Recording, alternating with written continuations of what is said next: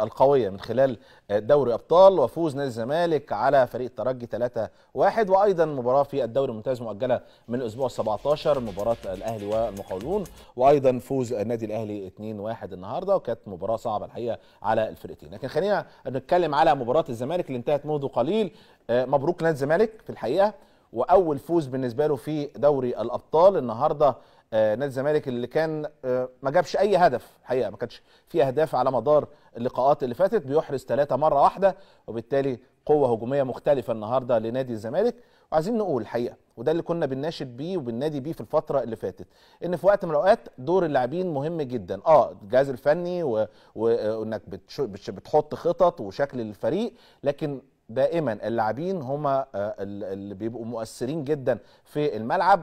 روحهم المعنويه، قتالهم في الملعب، اصرارهم على الفوز. النهارده شفنا ده في لعيبه نادي الزمالك الحقيقه، وما كانش ممكن يحصل حاجه زي اللي احنا شفناه النهارده، فوز النهارده زي اللي احنا شفناه، الا لما اللاعبين يكونوا عايزين ومصممين وعندهم الاصرار ان هم يحسنوا شكلهم ويحسنوا شكل ناديهم في القاره الافريقيه، بما احنا بنتكلم في دوري ابطال، ان هم يكسبوا فوز كبير وفوز مهم طبعا على فريق كبير زي فريق الترجي التونسي النهارده، واللي بيلعبك على ارضه النهارده وهو متصدر المجموعه.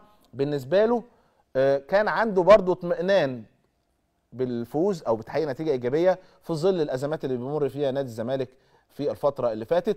لكن قدروا رجاله الزمالك ولاعبي نادي الزمالك وجمهور نادي الزمالك، اللي الصراحه النهارده كان متواجد وفي ظهر اللعيبه وبيشجعهم من اول دقيقه لاخر دقيقه، كان هو الفيصل في انك النهارده الزمالك يفوز، ويفوز بنتيجه مستريحه على فريق كبير زي ما قلنا فريق الترجي التونسي. وبالتالي النهارده فوز مهم وثلاث اهداف مهمين لنادي الزمالك في طريقه لان هو يوصل للدور القادم. طبعا حسابات كتير جدا هنحسبها معاكم في ظل طبعا الازمه اللي فيها نادي الزمالك في المجموعات. الفوز ده هيخليه يرجع تاني للطريق، وتبتدي الحسابات تختلف لما نيجي نتكلم على ان الترجي التونسي هو متصدر البطوله او متصدر المجموعه ب9 نقاط، ثم بالشباب بلوزداد اللي كسب ايضا النهارده المريخ عنده 6 نقاط، ثم الزمالك 4 نقاط والمريخ 4 نقاط.